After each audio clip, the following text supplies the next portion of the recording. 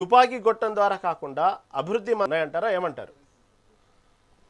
Sir ముందుగా మీకు mega 9 ప్రేక్షకులకు అలాగే ఈ చర్చా వేదికలో పాల్గొంటున్న అందరికీ శుభ సాయంత్రం తెలియజేసుకుంటూ ఏదైతే కేంద్ర ప్రభుత్వము చేపట్టిందో నక్సల్స్ నిర్మూలన అనేది మావోయిస్ట్ నిర్మూలన అనేది చేపట్టిందో అది దిగ్విజయంగా పూర్తి అయింది అనేది అనుకుంటున్నాము. ఎందుకంటే అక్కడో ఇక్కడో కొంతమంది ఉన్నారు కానీ ఇంకా రాబోయే రోజులలో కూడా వాళ్ళు కూడా జనజీవన స్రవంతిలో కలిసిపోతారని చెప్పేసి అనుకుంటున్నాము. ఇప్పుడు ఇదంతా వాళ్ళని రెచ్చగొడుతుంది చేస్తుంది. కొంతమంది అర్బన్ నక్సలైట్లు, కొంతమంది నక్సలైట్ల పేరు చెప్పుకొని మావోయిస్టుల పేరు చెప్పుకొని బతుకుతున్న వాళ్ళు చేస్తున్న ప్రకటనల్లో తప్ప ఇప్పుడు ఏంటంటే మావోయిస్టుల దాంట్లో కానీ వాళ్ళ దాంట్లో జరుగుతున్న చర్చ కూడా గతానికి ఇప్పటికీ చాలా మార్పులు చేకూర్చినాయి. అప్పుడు ఉండేది ఆటవిక రాజ్యం లాగా ఉండేది, కమ్యూనికేషన్ వ్యవస్థ తక్కువ ఉండేది, అభివృద్ధికి కూడా తోడ్పాటుకు లేకుండా ఉండేది. అలాగే ఏదైతే పబ్లిక్ కోరుకున్నారో ప్రజాస్వామ్య విలువలు, ప్రజాస్వామ్యంలో హక్కులు, ప్రజాస్వామ్యంలో అందరూ సమానము అనేది లేకుండా ఉన్నప్పుడు వారందరికీ కూడా సమానంగా హక్కులు ఉండాలి, భూమి ఉండాలి, దున్నేటోనికే ఇది అదని కొన్ని సమస్యలు తీసుకొని వాళ్ళు మావోయిస్టుగా మారడం జరిగింది. నక్సలైట్లు మావోయిస్టుగా రూపాంతరం చెందిన తర్వాత కూడా ఇప్పుడు కాలక్రమంలో ఇప్పుడు ఆపర్చునిటీస్ పెరిగినాయి, విద్యా వ్యవస్థ పెరిగింది, ఉద్యోగాలు పెరిగినాయి, గ్లోబలైజేషన్ పెరిగింది. ఇవన్నీ పెరిగిన తర్వాత వారు చేస్తున్నది వాళ్ళే దేని గురించి కొట్లాడుతున్నారో ఇప్పుడు చెప్పుకోలేని పరిస్థితికి వచ్చారు. కాబట్టి జనజీవన స్రవంతిలోకి వస్తున్నారు. అక్కడో ఇక్కడో కొంతమంది ఉన్న వాళ్ళు కూడా రాబోయే రోజుల్లో జనజీవన స్రవంతిలో కలుస్తారు. వారు కూడా ఇన్ని రోజులు చేసిన పోరాటం తప్పేం కాదనుకున్నామా, ఒప్పనుకున్నామా?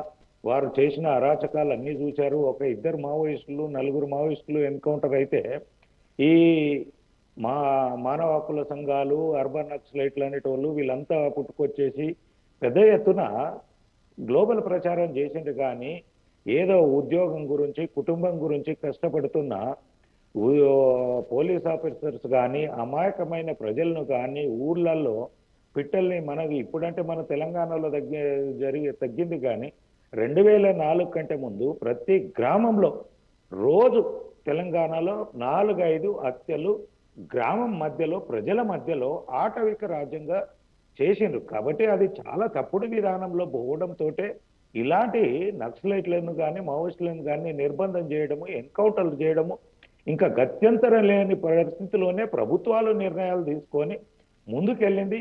ఇది కూడా రాబోయే రోజుల్లో ఇస్తే ఈ ఇప్పుడు ఏదైతే మనం అంతర్యుద్ధాలు జరుగుతున్నాయో కొన్ని దేశాలలో ఆ పరిస్థితికి ఇప్పుడు మావోయిస్టులను చేర్చేసి దేశాన్ని భ్రష్టు పట్టించే ప్రయత్నము బయట శక్తులతోటి కుయుక్తులు పన్ని వాళ్ళకు ఆయుధాలు ఎక్కడి నుంచి వస్తున్నాయో తెలుసు, వాళ్ళకు ఫండ్స్ ఎక్కడి నుంచి వస్తున్నాయో తెలుసు.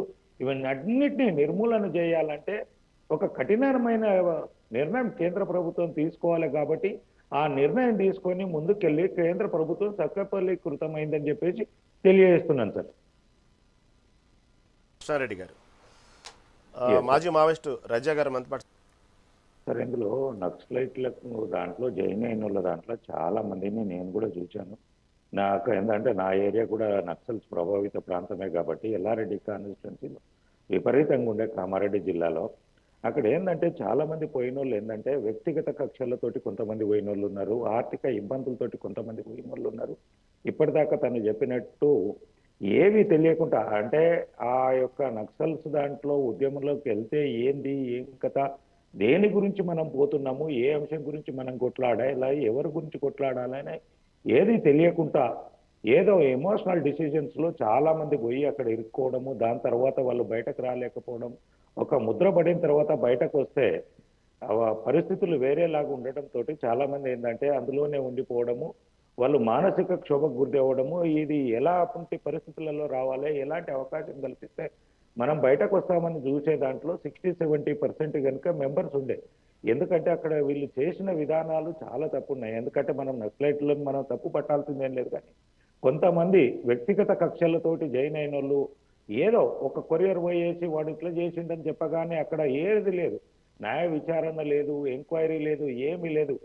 వాడిని పట్టుకరండి, అవన్నీ నడి రోడ్ల కూర్చుండబెట్టండి, కొట్టండి, వందల మంది ముందు కొట్టేసి వాళ్ళ భవిష్యత్తు మీద అంధాకారం చేస్తే రేపు పొద్దున ఆ కుటుంబము ఆ గ్రామంలో ఎలా బతకాలి?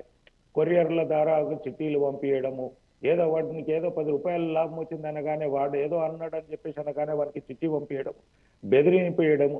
ఆ గ్రామాలలో కనీసం ఒక గ్రామంలో ఒక 10 మందో 20 మందో 30 మందో కొద్దిగా ఆర్థికంగా బలపడ్డ వ్యక్తులు ఉంటుండే, ఏదన్నా మంచికో చెడుకో ఆ బడుగు బలహీన వర్గాలకు అన్ని కుటుంబాలకు మంచిదానికి పెళ్లికి సాగుకో దానికో దీనికో వ్యవసాయానికి ఉపయోగపడి ఎంతో కొంత అప్పులు ఇచ్చేవాళ్ళు. వాళ్ళందరూ కూడా హైదరాబాద్ పారిపోయడమో ప్రైవేటు ప్రాంతాలకు వీళ్ళ బెదిరింపులతోటి పారిపోయి తెలంగాణ పల్లెలు అన్నీ కూడా నిర్వీర్యం అయిపోయినాయి. ఎప్పుడైతే మళ్ళీ 2004 తర్వాత నక్సల్స్ ప్రభావితం తగ్గిందో తెలంగాణలలో మళ్ళా అందరూ వ్యవసాయం చేసుకోవడము, మన ఆర్థిక స్వావలంబన కలగడంతోటి మళ్ళీ ఇప్పుడు మా పట్టణాలకు ధీటుగా కూడా గ్రామాలలో ప్రతి ఒక్కరూ ఇల్లు కట్టుతున్నారు. 20 ఏండ్లు నక్సల్స్ ఏదైతే ఉన్నదో ఆ కాలంలో ఒక్క ఇల్లు కూడా కట్టలేని పరిస్థితులలో తెలంగాణలో ఉండే ఏ గ్రామంలో లేకుండే. ఇది వాస్తవాలు తెలుసుకోకుండా కొంతమంది అర్బన్ నక్సలైట్లు ఆ నక్సలైట్ల పేరు మీదనో మావోయిస్టుల పేరు చెప్పుకుంటా వసూళ్లు చేసుకొని బతుకుదేరు జీవనం చేసేటోళ్ళు, ఈ మానవ హక్కులని చెప్పేసి ముసుకేసుకొని కొంతమంది మాట్లాడేటోళ్ళు చేస్తున్న అరాచకము తప్ప వాస్తవంగా ఏదైతే ఉద్యమం చేస్తున్నారో, ఏవైతే అసువులు బాసిండ్రో నక్సలైట్లు, వారికి ఏ స్వార్థం లేకుండా వాళ్ళు ఏదో చేద్దామని పోయేసి ఇరుక్కపోయినారు తప్ప వాళ్ళకు కూడా ఏ అంశం మీద కొట్లాడాలి. ఇప్పుడు ప్రజెంట్ గతంలో ఉన్నదానికి ఇప్పటికీ 100%కు 100కు 100 చేంజ్ అయింది. గ్రామాలలో ఎలాంటి ఇది లేదు. ప్రతి వాళ్ళు ఇప్పుడు మీరు చూడండి, అగ్రకుర్రాలు అనేటోళ్ళు చాలా విచ్ఛిన్నమైపోయినారు, భూస్వాములు అనేటోళ్ళు విచ్ఛిన్నమైపోయినారు. అక్కడ అందరూ సమానం అయిపోయినారు. ఎందుకంటే గతంలో ఎస్సీ ఎస్టీలకు జాబ్స్ లేకుండా ఇప్పుడు ప్రతి గ్రామంలో ఒక 4-5 ఎస్సీలలో మంచి ఎస్ఐలు, ఎస్సీ అంటే ఎస్ఐ నుంచి మొదలుకుంటే ఎంఆర్ఓలు, ఆర్డీఓలు వీళ్ళంతా బీసీ కోటాలలో అయిపోయిన వాళ్ళు ఉద్యోగస్తులు అందరూ కూడా ఆర్థికంగా గ్రామాలలో అందరు సమానంగా అయినరు. అక్కడ ఎవరు తీసిపోకుండా అయినరు. ఇప్పుడు చూడండి, ఏ గ్రామంలోకి వెళ్ళినా ఒక 50 మంది యువకులు ఉంటే ఒక 10 మంది కూడా అక్కడ వ్యవసాయం చేస్తలేరు. అందరికీ కూడా ఉపాధి దొరుకుతుంది. హైదరాబాదు లేదంటే ఇంకే ప్రాంతంలోనో వేరే ప్రాంతంలోనో గ్లోబలైజేషన్గా పెరిగి పట్టణాలలో ఉపాధి దొరకడంతో అందరూ ఇతర ప్రాంతాలకు వెళ్ళి ఏదో విధంగా వ్యాపారాలు చేసుకుంటున్నారు, లేదంటే ఏదో ఒక దగ్గర జాబ్ చేసుకుంటున్నారు, లేదంటే ప్రైవేట్ ఆటోలు నడుపుకుంటున్నారు, ఇంకేదో క్యాబ్స్ నడుపుకుంటున్నారు. ఇంకా వరకు ఈ తుపాకీతోటి ఏంటంటే అండి, ఇప్పుడు ప్రజాస్వామ్యంలో చట్టాన్ని చేతిలోకి తీసుకోవడం అనేది చాలా తప్పు. ఇప్పుడు మనం ఒక ఆఫీస్లో పనిచేస్తుంటే ఆఫీస్లో మన డ్యూటీ ఎంతవరకు అంతే, కానీ ఆ ఆఫీస్లో ఉన్న వ్యవస్థను అంతా కూడా నేను నా చేతిలోకి తీసుకుంటుంటే కుదరదు కదా. చట్టంలో మీకు ఏదన్నా లోపాలు ఉన్నాయి, మీరు అనుకున్నది బడుగు బలహీన వర్గాలకు ఇంకా ఎవరికో ఇబ్బంది కలుగుతున్నదంటే ప్రజాస్వామ్యంలోకి రండి, ప్రజాస్వామ్యయుతంగా కొట్లాడండి, ధర్నాలు చేయండి, రాస్తారోకోలు చేయండి, ప్రజల సమస్యలను ప్రభుత్వం గుర్తించే విధంగా పోరాటం చేయాలి తప్ప తుపాకీని పట్టుకుంటాము, మాకెవడన్నా వచ్చేసి మాకు ఎవడు ముందు ఎదుటోంది తప్పని చెప్తాడో వాడే కరెక్టు, మాకు చెప్పినోడే కరెక్టు, చెప్పనోడు తప్పు, వాడిని అంటే వాడిని నిలబెడతాము, నడి రోడ్లో కాల్ చేస్తాము, లేదంటే 4 కూడల మధ్యలో పెట్టేసి పాయింట్ బ్లాంక్లో గన్ను పెట్టి పేల్చేస్తాం, 100 మంది చూడంగా. ఇలాంటి అరాచకం అనేది ఎక్కడ లేదు, ప్రపంచంలో ఎక్కడ లేదు. ఎన్నో ఆటవిక రాజ్యంలో ఉండేది. మరే అలాంటి సమాజం కోరుకుంటుందా మావోయిస్టులు? లేదంటే ప్రజాస్వామ్యయుతంగా కోర్టులు, లాయర్లు, సెక్షన్లు ఇవన్నీ ఉన్నాయి. ప్రపంచము ఎట్లా నడుస్తుందో ఆ విధంగా మనం పోదాం అనుకుంటారా?